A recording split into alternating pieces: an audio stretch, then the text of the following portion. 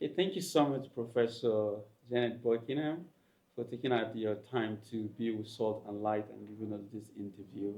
It's a pleasure. And you hold a doctorate in public law, and you're also the director of the Evangelical Alliance Office to the United Nations in Geneva. And through this role, you have especially stand up for freedom of religion and belief. Many people do not know what the World Evangelical Alliance has an office at the United Nations. Could you please explain in a few words what you do? Sure. Well, first of all, I should explain that the World Evangelical Alliance is an international organization that includes national alliances from over 160 countries around the world, and we represent more than 650 million evangelical Christians around the world. Now, many of those Christians live in places where they are persecuted for their faith or face restrictions or discrimination. And one of the main reasons that the World Evangelical Alliance started an office in Geneva was to bring the voices of our national alliances to the United Nations human rights mechanisms that are in Geneva. And that's mainly the Human Rights Council. And we are able to um, put a spotlight on the persecution and discrimination that Christians face in many countries around the world. We also raise other human rights issues, issues related to human trafficking, related to peace and security. And so it's an important place where we can bring international awareness to human rights issues faced on a national level around the world. That's amazing.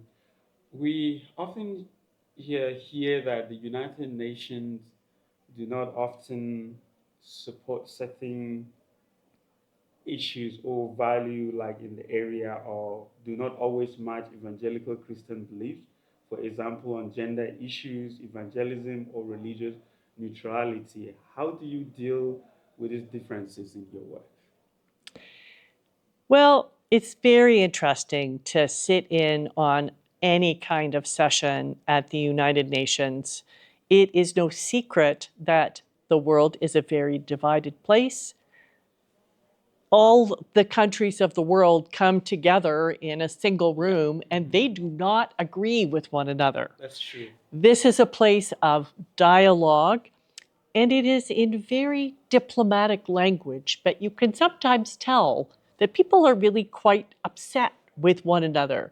They disagree with one another. Countries that are at war with one another are in the same room. So it is very true that certainly not every country in the world is going to want to listen to an evangelical Christian voice, but there are countries that do want to listen.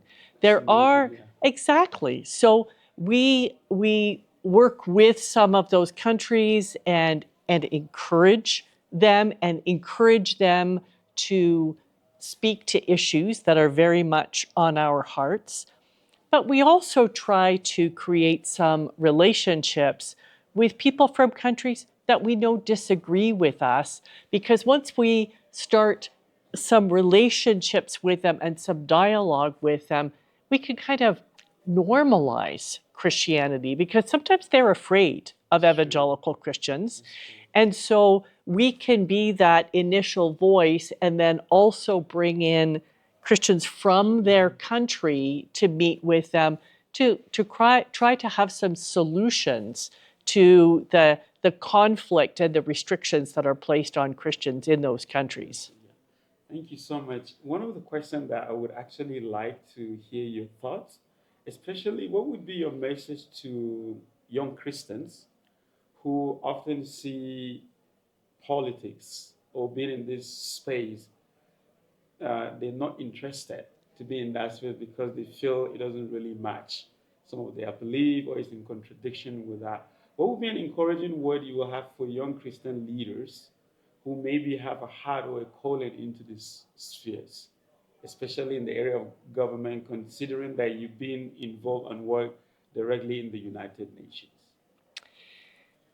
It has been very interesting to me to see the younger generations, and not just Christians, but younger generations being the ones to take to the streets about government corruption, governments that don't represent their people. And so it feels like the younger generations want to rise up and make a positive difference. That's true. They want good governance.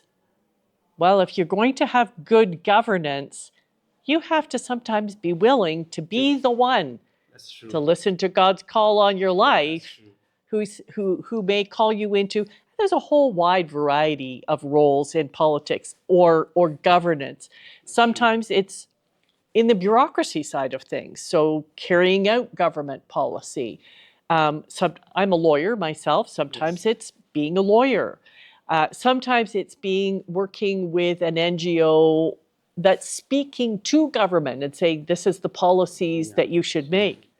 But sometimes it's actually running for political office. Now, before I had my present role, I was a university professor teaching politics and law.